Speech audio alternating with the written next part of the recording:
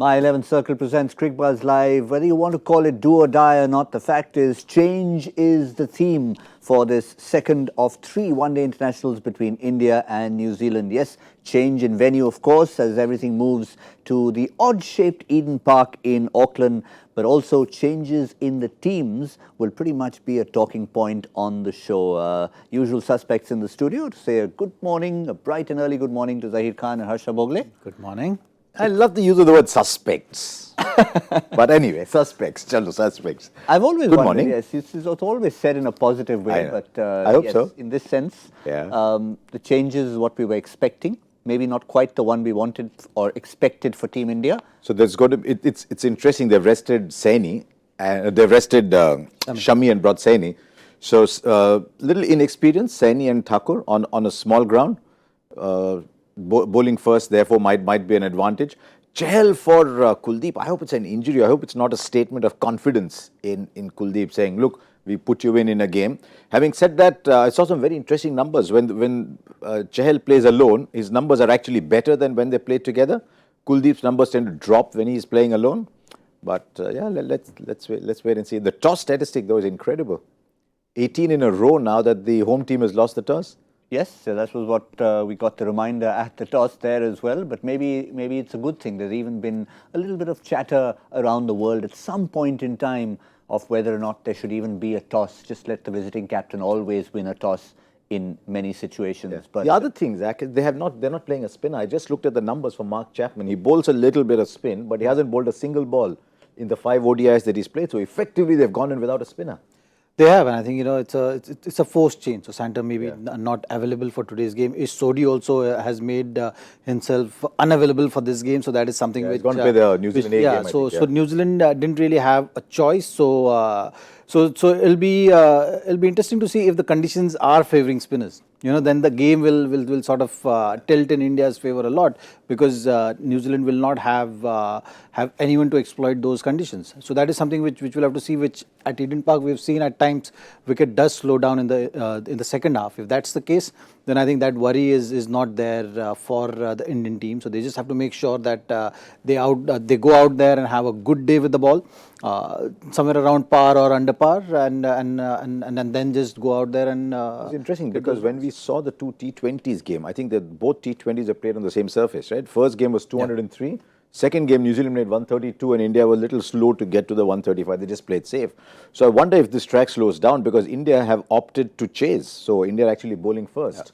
So it'll be interesting to see how the track plays out. Yep, just a reminder once again, in case you're wondering why we're already having this discussion. Yes, 18 in a row for the visiting captain. So Virat Kohli has in fact won the toss and expectedly asked New Zealand to bat. Kane Williamson had actually elected to bat in that particular T20I we were talking about. But in this case, it's they've been asked to bat. And as Zaheer Khan mentioned, maybe a blessing in disguise with Sodhi not there and Santner pulling up the last minute. So they've had to force Mark Chapman. He wasn't in your team, no?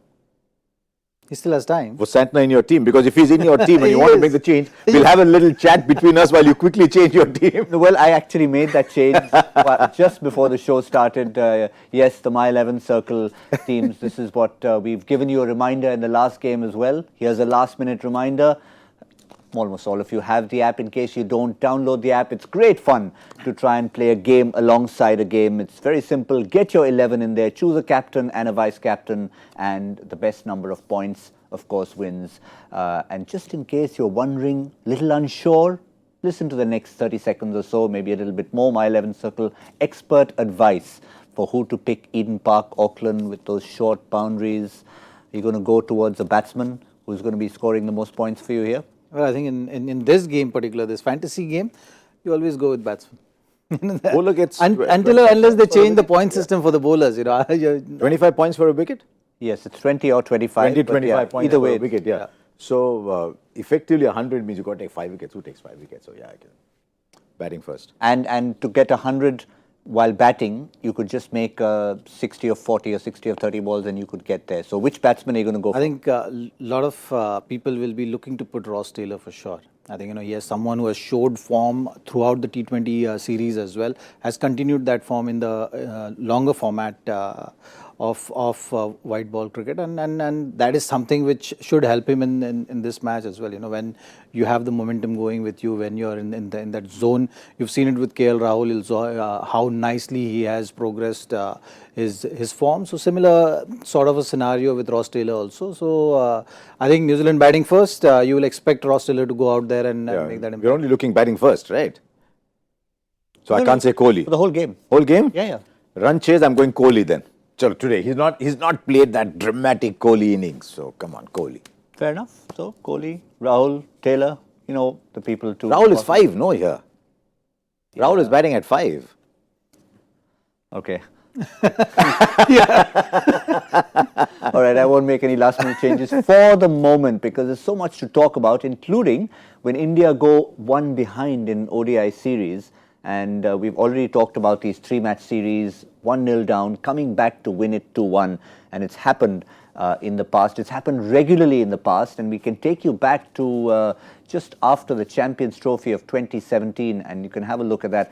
Losing that first game and going on to win the series either 2-0 or 2-1. Just that one exception you can see. But look what happens there. Look what happens in that England series. India won the first by 8 and lost the series. So whatever India do in the first game, the opposite is the series result. So yes, we've put a weighted down there, losing the first one by 4 wickets in Hamilton. Dramatic run chase, 347. It was a big score.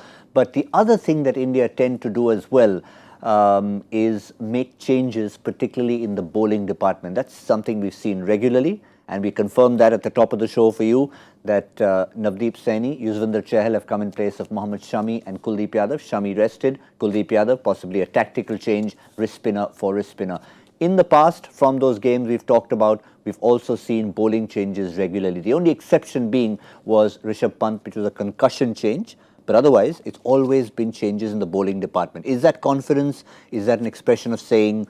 I don't know if there were wholesale changes, I can understand. I don't know if it was just part of rotation. Occasionally, it might be injury. We're looking at 1, 2, 3, 4, 5, 6, 7. Now, this is the 8th game. So Shami, for example, is being rested. The test match is far away, but maybe there was a little niggle, so maybe they rested Shami. So I don't know how many of those were rested, how many of those were just given another opportunity. I think the sample size with one change, I can't find a distinct pattern there. Yeah, but that's something which Indian team has been doing. We've seen it in the past as well, that they've been very consistent with the changes. Yeah, we actually used to say if they don't change the team, then it used to be a surprise. How long did Kohli go through without playing the same team twice? He went through a long phase, I think. So that is something which this team has been doing. What the question is that they've still not figured out exactly what is the sort of combination they should be playing as a bowling unit. So you look at the changes which they've been making. I feel in today's game I want to see Shardul Thakur bowl with the new ball, and that is something where his strength lies. So they've not been able to figure out that if you are playing a particular bowler, what is the ideal situation for him to express himself to the best of his ability. So that is something which they have to look into. I felt that even when Shami was playing in the previous match, Shardul should have continued with the new ball, because that's where he's getting that shape. He's more at ease. When he's coming as one change, he's completely different bowler in terms of thought process. Then he's quickly going to his variations, which he shouldn't be doing. And you've seen it with the new ball. He usually has been more effective in the recent past, since the time he has made his comeback. So that is something which they have to figure out. So more than the changes in the bowling lineup, I think it's about identifying what are the strengths of each individual. So that is something which is going to be equally important factor. With the changes, I think they've been reactive in terms of what has happened in the game. What's your thought on Kuldeep? Do you think it would be a niggle? Do you think, because every time he does badly, if he keeps getting pulled out, it'll keep hurting his confidence? Well, whatever we've heard from the sources, it's about shoulder niggle which has kept him out of the T20 series, and that is something I think in the longer format maybe he's not ready, he's not pulled up well. Maybe on those lines the factor has to be for his exclusion from today's match. I hope that is the case.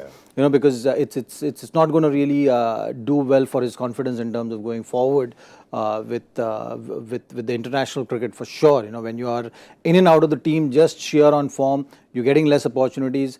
that is when the pressure starts building, and you always look to do that extra bit. There is no doubt that Kuldeep has to figure out certain things in terms of analyzing batsmen, or maybe coming up with something different what they've not been seeing. Maybe change in the line, maybe adding that different angle of going around the wicket, because you've seen that there are batsmen now which have been sort of figured him out and trying to put pressure on him.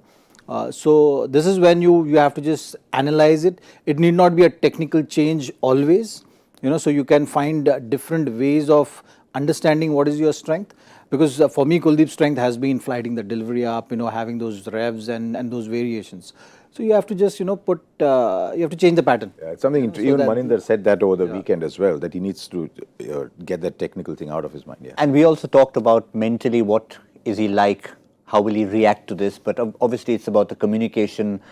Virat Kohli didn't mention anything about a niggle at the toss. He purely said, okay, Shami's been rested and we've got Chahal in for Kuldeep. That was his exact words. But, in terms of how long it takes them to get that combination, you can almost look at the T20 internationals as a build-up to this ODI series, with the essence of the squad remaining the same, with Kedar Jadhav being that X-factor who came in, who didn't take part in that T20. Also, I don't know how much to read in the first place into these three ODIs, because they're not leading up to something. There have been a lot of T20s. There's going to be 3 more ODIs against South Africa. Then again, you get into T20 season all the way through to the T20 World Cup. So it's almost like there's a little island of ODIs in between. So I don't know how much to read into the ODIs, but I'm happy they've brought back Kedar Jadhav, because if you want to test somebody, you can't just tell someone, you know what, you haven't had a beginning, so we leave you out. It's an acknowledgement that he's playing the tough part. But with Kuldeep, yeah, if he doesn't play the next game, he's not in the test matches either. So he doesn't get a game till South Africa come. And if he doesn't play those, he's going straight to the IPL, which is where the downturn started. So it'll be interesting almost to see how they use him, how KKR use him in the IPL. Yes, he was dropped up after 9 games in last season. Yeah, just got 4 wickets, right? He did. For KKR, just got 4 wickets in those 9 games. He did. But the other worry, of course, and we did touch upon it in the last game, was the amount of time India took. And one of the factors, of course, was not that they were dawdling in the field, was the fact that they were bowling so many extra deliveries. And 41 totally in the series. In the last game itself, 24 wides from India. New Zealand put on 19 and India actually outdid them. So again, that's an area not talked about too much, but they'll have to... Staggering number. And the surprising fact is you cannot even say that, okay, New Zealand conditions, the ball is swinging, they're going to need time to adapt. It has happened after a fair bit of time spent in those conditions. So, that is also not a factor. So you have to really look into it. And wides and no balls is something which is controllable. You can practice, you can get that control. And if it had happened in first couple of matches as the team arrives in New Zealand, then it's still acceptable, because as bowlers you're still getting used to the condition. The condition is offering too much swing and you're not able to control it. But when it happens after about 3 weeks, 4 weeks being spent in that nation, it is not really acceptable. Yeah. And that's certainly an area which is of concern, and which should be looked into seriously, and work towards in terms of getting bowlers ready and getting that control over. I mean, at this level, the least you expect is that control. If someone is putting pressure on you, it's fine. You can have an off day, but this is something which is completely in your control. I just wonder if a little habit creeps in somewhere. India didn't have a single over rate violation for what, 4 years now, 4-5 years, and I've got 3 and 3 now. 3 matches in a row.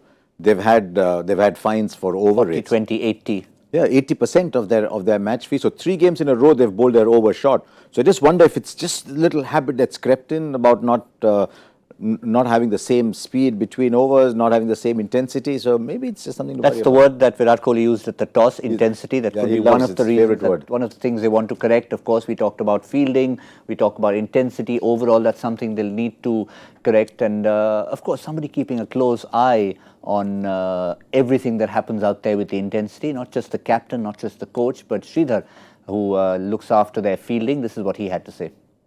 We need to identify, now like we had a down, now we're having a down call, since the West Indies series at home, but we need to identify the right things. It may not be too much technical at all. sometimes. It might just be a fatigue thing. It could be a lack of fitness thing. I mean, if you see Virat run out Nichols the other day, it was purely his speed which gave him that edge over the batter. I mean, absolute pleasure to watch. The kind of intensity he brings onto the field is, I always say to the younger boys who come in, it's a ready-made template for you to just copy. I mean, just watch him, see what he does.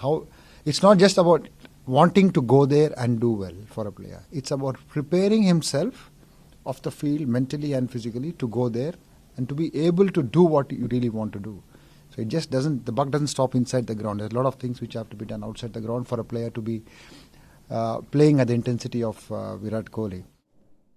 Interesting. Setting the template, and you certainly can't argue with that.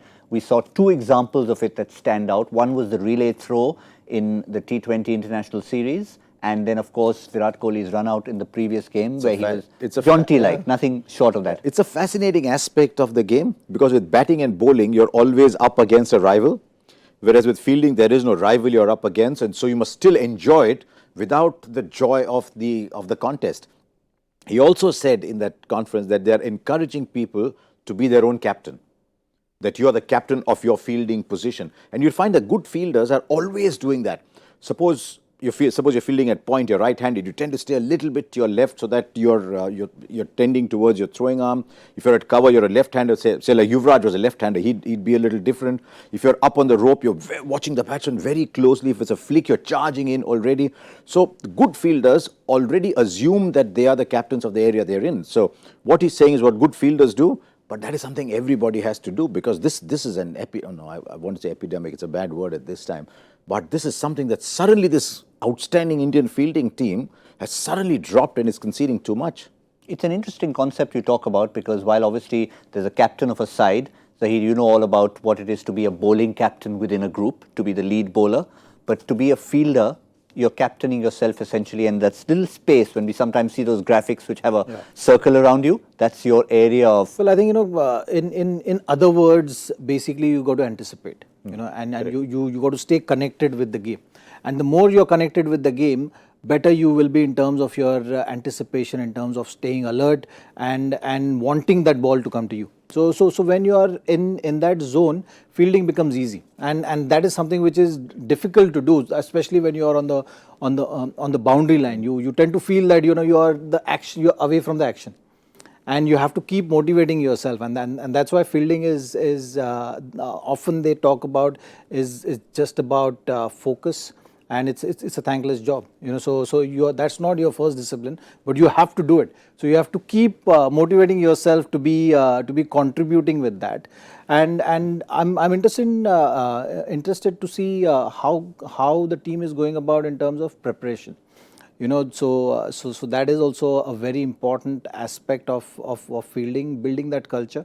I think Virat and this team management have been very successful in achieving a great goal with regard to fitness of the team and uplifting that side. But I think fielding is also something should be driven in that fashion. I feel enough talk has to be happening in that dressing room in terms of getting those extra sessions in terms of setting it as a goal. I think they've set a whole lot of things as goal to achieve, but with regard to fielding, maybe it's time that they sit down and figure that out. I remember when MS had made that statement about I want my team to be the best fielding team towards the World Cup. So that's the goal he had shared with the group, and the whole group was working towards that. So all the players also know that you will be judged on that in terms of how you are focusing, how you are lifting yourself up in the field, what kind of time you are putting in terms of preparation with regard to fielding. If you set it as a goal and work towards that, have some parameters to judge that, you will achieve the change which you are aiming to achieve. Is it also important to have specific preparation? For example, we talked about the angles as a batsman in a place like Eden Park. As a fielder, yes. As a fielding unit, you also have to work on that. But also Sridhar said because of the stop-start, because of this tour, that so many matches crammed in a short while, they haven't had too many fielding sessions. Because, for example, in some of the one-day T20s, they were playing, travelling. So you can't have extensive fielding sessions. But you're right. I mean, some grounds slope more than the others. So if you're fielding on the boundary, suddenly you're thinking the game is happening at a higher level. So the ball's coming at a different angle. Some outfields are quicker, so you've got to adjust to the pace of the outfield. I don't know if there's enough time to be able to do that. I know of this, I can't remember the name exactly now, but the slip fielder who always went and stood at second slip on either side just to see where the ball was coming from the outside edge. Is there a dark area? Are there spectators going to be there? So each fielder must do his own preparation anyway. And there's too many slow fielders in this side. Yes, you've got to know your angles. And I mean, when you talk about spectators, there are some spectators who seem to know television cameras better than most. I have no idea how they find their way to be just at that right spot, even semi out of focus, but they know just what to do when they're waving at that right time. I think having met some cameramen and knowing them well, I think there's a mutual need for a friendship sometimes. That is part two. You know that too. Trust me, that's part two of it. Yes, we know some of our friends in the fraternity, but in terms of record, 18 in a row might have been one record that's set by all visiting captains in terms of winning tosses. But India don't have a bad record at Auckland, particularly when they're chasing. They have never lost a game. And I say never lost because they've not won every single game technically. The one in 2014 was tied at 314 apiece. But when they've been chasing, and Auckland, clean record, 100%. Tend to look at the last 5-6 years. You don't tend not to look too much before that. Those last three have been T20s.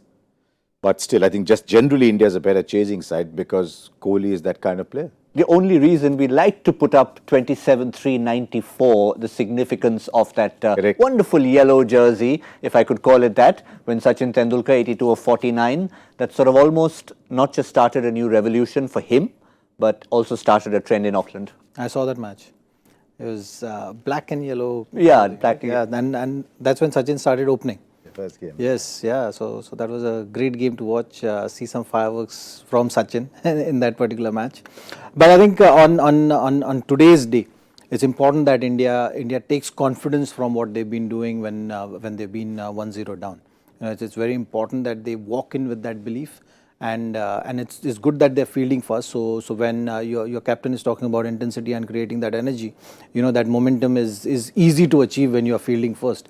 All of you all together, so you can really back each other and set the tone for the match. So that's what I'm looking for from this game. It'll be great if India can level the series here and continue with the tradition what they've been doing. And leave it to the next series that start the series at a good tone because they have been playing good cricket, so that is something which this team doesn't deserve to be 1-0 down in any of the series.